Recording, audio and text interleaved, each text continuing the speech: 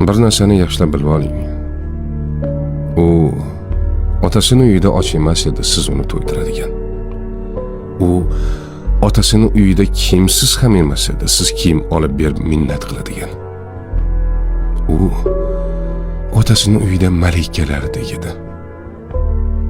U otasini uyida siz aytgandek kasalmand ham emas edi. Siz boshing kasaldan chiqmaydi deb nomlaydigan. U otasini uyida kiyimsiz ham emas edi. Siz kiyim olib berib minnat qiladigan. Hammasidan kechib sizning yoningizga keldimi? Ayolingizni qadrlang. Ayol Allohning omonati. Uni xo'rlash omonatga xiyonatdir. Omonat qilib bergan zot bir kun omonatning ustida albatta